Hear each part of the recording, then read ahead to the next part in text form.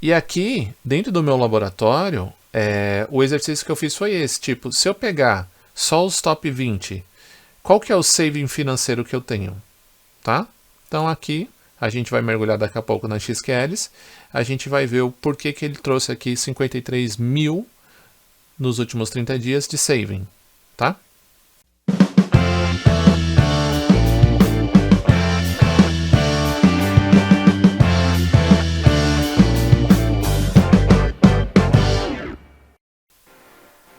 Fala aí, pessoal, beleza? Mais um daqueles vídeos onde só tem tela, não tem eu, Pedro Bezerra, aparecendo na câmera, porque eu fiz um negócio muito legal essa semana aqui e eu queria compartilhar com vocês, tá? Então vamos lá. Dentro do Cortex, aqui estamos no Cortex XDR, tá? Então deixa eu voltar aqui. Olha lá, Cortex XDR. É o meu ambiente de laboratório, tá, pessoal? Então, qualquer que seja a informação aqui é especificamente do meu ambiente de laboratório. Seja para o bem ou para o mal. Então, se aparecer algo muito estranho, é culpa do meu laboratório. Se aparecer algo que não funciona, é culpa do meu laboratório. Se aparecer algo que não faz sentido, é culpa do meu laboratório. Tá bom?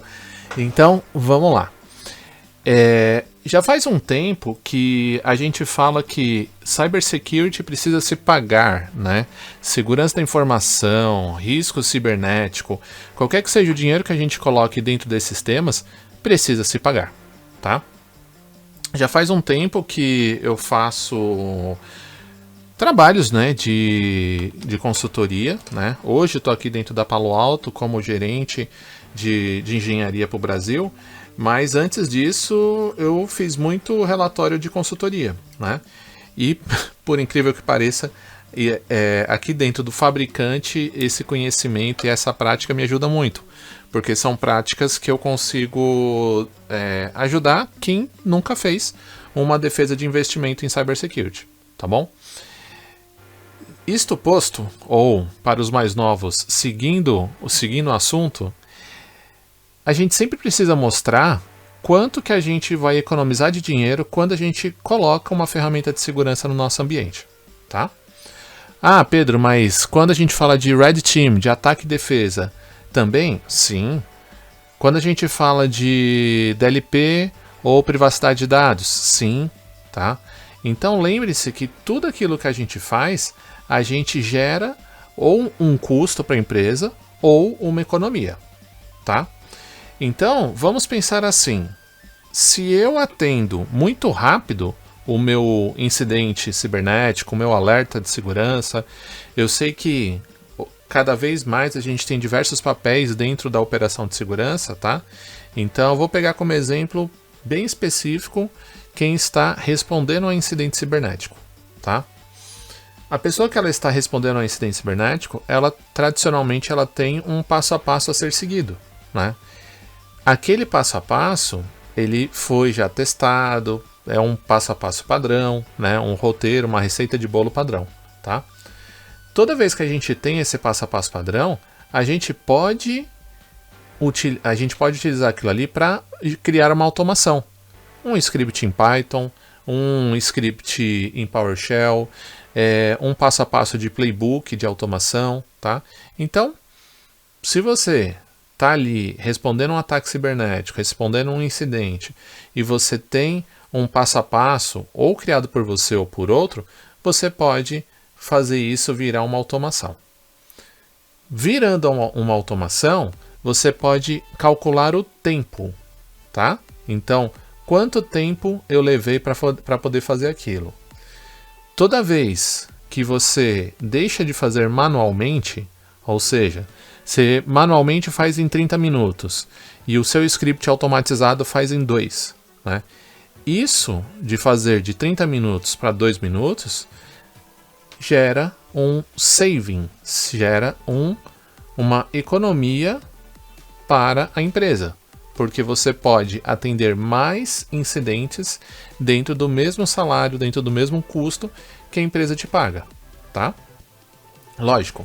A empresa, você está atendendo mais chamados, né? Está atendendo mais incidentes com uma ferramenta automatizada ou uma automação que você criou, tá? Então, seja nessa automação que você criou, se ela tiver um custo, ou numa ferramenta que automatiza, esse saving, ele também entra ali para poder pagar aquela ferramenta, tá?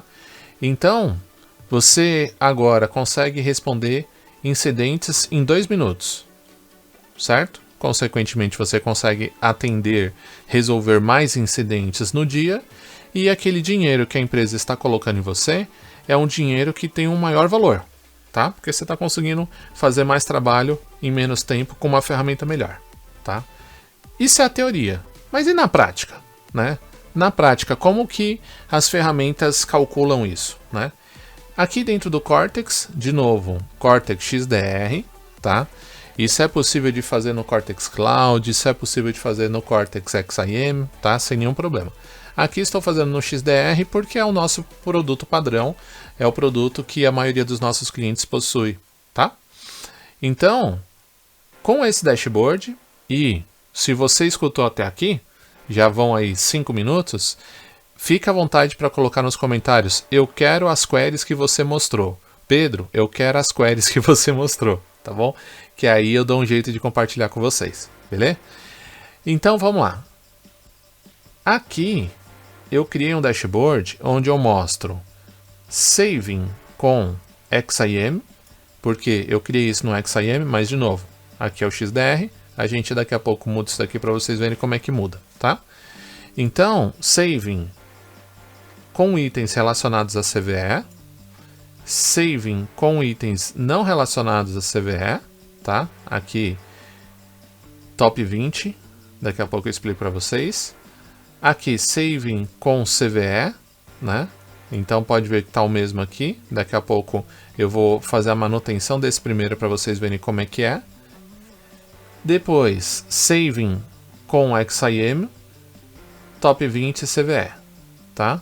Então, veja que aqui é não CVE e aqui é CVE, tá? Por isso que os valores deram diferentes, tá? Por que que você, Pedro, né? Por que que eu separei CVE e não CVE?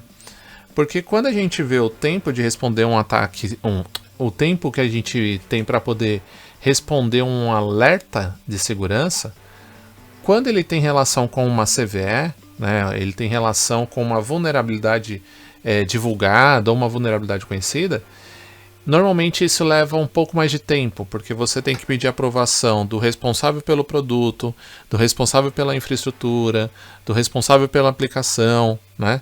Então, toda vez que é uma vulnerabilidade encontrada, um CVE, isso tem um fluxo um pouco mais demorado, a gente não consegue fazer tão rápido, tá? O não CVE, então, não CVE, tradicionalmente a gente consegue fazer mais rápido, tá? Essa é a diferenciação que eu fiz aqui de CVE e não CVE. Segundo ponto, top 20, né? Eu preciso pegar todos os incidentes, todos os alertas que tá na minha ferramenta? Não. Você pode pegar um top 10, top 15, top 20, se for ainda mais específico, um top 5, né? E criar automação só para aqueles tipos de alertas, tá? Alertas ou incidentes, tá bom? E aqui, dentro do meu laboratório, o exercício que eu fiz foi esse, tipo, se eu pegar só os top 20, qual que é o saving financeiro que eu tenho, tá? Então aqui, a gente vai mergulhar daqui a pouco nas SQLs, a gente vai ver o porquê que ele trouxe aqui 53 mil nos últimos 30 dias de saving, tá? Bora lá, pessoal. Então, agora vamos na SQL, tá? Vou escolher a SQL desse primeiro objeto aqui do dashboard. Então, estou clicando aqui na SQL. SQL na tela. Então, vamos lá. Qual que foi o dataset que eu utilizei para criar o core desse dashboard? Tá? Eu utilizei o dataset de issues. Não utilizei o dataset de cases, tá? Por quê? Porque o dataset de cases tem uma outra linha de raciocínio, tá? Ele já tem MTTR, ele já tem tempo médio de detecção, de resposta, ele tem outros indicadores que poderíamos até fazer de uma forma mais fácil, isso que eu vou comentar com vocês, tá? Então, eu quis ir no issue Por quê? No alerta, por quê? Porque é a maior quantidade, é o maior volume, né? Então vários alertas abrem um incidente, vários issues abrem um case, ok? Então, primeira coisa, dataset de issue, tá?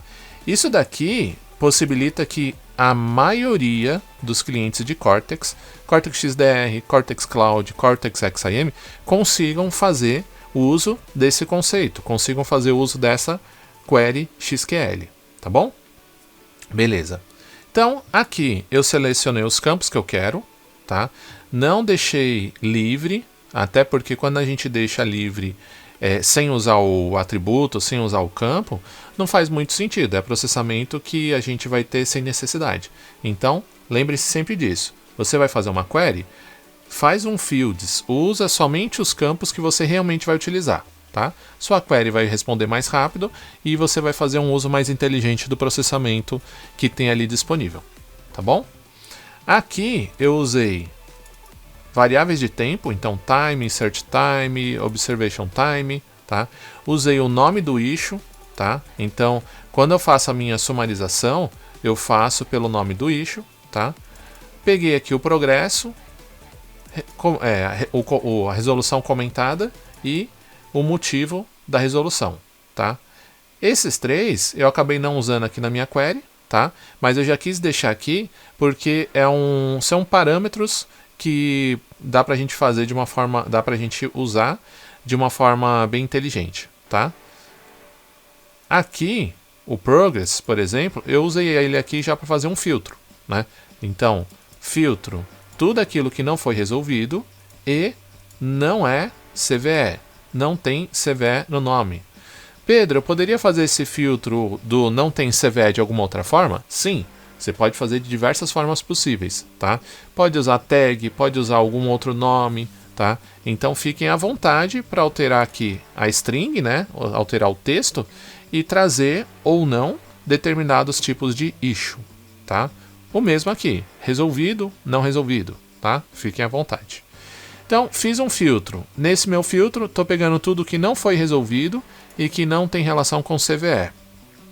Na parte de baixo, eu já começo a criar uma informação nova, que não está no dataset. Qual que é a informação? Tempo, resposta, minutos. Tá? Como é que eu chego no tempo, resposta, minutos? Eu faço um diff, tá? Então eu uso essa função, eu faço uma diferença, por isso diff, de tempo. Tá? Pego o time e o insert time, informo aqui para a função que eles estão em minuto, né? E eu faço uma subtração. Essa subtração vai me dizer por quanto tempo aquele issue está aberto, tá? Por quanto tempo que aquele issue está ali, olha, estou trazendo para você que eu preciso ser atendido, né? Quando ele foi encerrado, então quando esse status muda para encerrado, o campo aqui fica com a data da última modificação. Ficando com a data da última modificação, a gente tem quando efetivamente ele foi encerrado, tá? Então entendam que essa informação é por quanto tempo aquele alerta está aberto ou ficou aberto, tá? Aqui está aberto porque a gente está pegando só o que está aberto, tá bom? Faço uma ordenação por esse atributo, depois uso uma função comp para fazer um cálculo matemático, tá bom? Uso sum para poder somar todos os tempos que listamos aqui de todos os alertas, chamo isso de minuto, depois faço uma contagem de quantos alertas está aqui na minha análise, tá? Por quê? Porque eu quero ver quantos minutos eu usei em cada alerta, tá? Beleza. Aí aqui eu faço um dividir minutos por quantidade de alertas, total de minutos por quantidade de alertas, tá? E aí aqui eu coloco nessa nova variável, tá bom?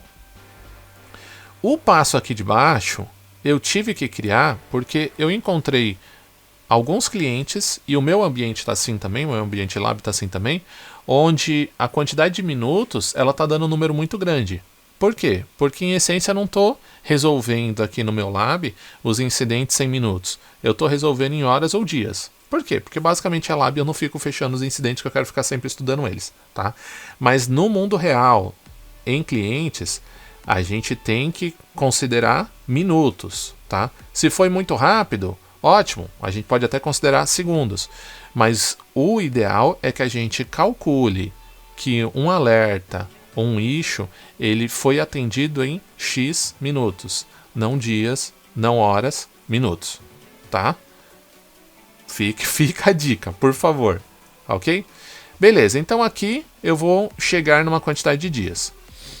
Como eu estou trabalhando com dias, eu peguei aqui embaixo quanto custa um profissional de cybersecurity por dia para a empresa. Aqui eu estou usando como base um salário de 8K, tá? Basicamente, encontrando no Google, tá? Salário médio de profissionais de cybersecurity, de segurança da informação. Me apareceu 8K, 8 mil reais.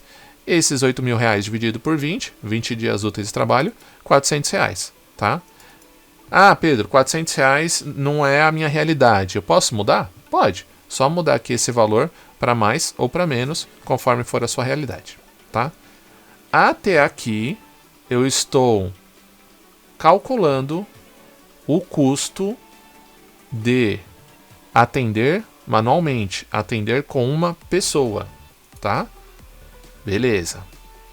Na parte de baixo, eu faço uma linha de raciocínio parecida, só que aqui eu estou martelando que todos os alertas, independente do modelo, da complexidade técnica, independente do tempo de investigação, vai ser atendido em 2 minutos, tá? Isso daqui, 2 minutos, é o tempo que eu tenho visto que a maioria dos clientes estão conseguindo resolver um alerta de forma automatizada. Onde que eu digo forma automatizada? Tem um procedimento interno na empresa de como responder aquele alerta. Esse procedimento foi transformado num playbook ou numa automação, num script que seja, tá? E isso daí vira um item, um script, um Python, um playbook, um cookbook, workbook, etc., que fica dentro do Cortex, tá? Então, automatizou, o tempo médio, né, pode ser 2 minutos. Normalmente é menor, tá, pessoal? Então, um processamento em SAS de um playbook, ele vai na casa dos segundos, não na casa dos minutos, tá? Mas eu quis colocar 2 minutos aqui só para facilitar a nossa vida. Se vocês quiserem trabalhar com um número maior, olha, Pedro, aqui o tempo médio é de 5 minutos, ou o tempo que eu espero da minha operação de segurança, do meu trabalho, como analista, por exemplo, é de 10 minutos. Beleza, só mudar esse 2 para 5, para 10, para o número que for mais conveniente. Fechou? Beleza. Aqui eu faço a mesma conversão, né, para a quantidade de dias, e depois eu trago aqui para a quantidade de dinheiro, tá?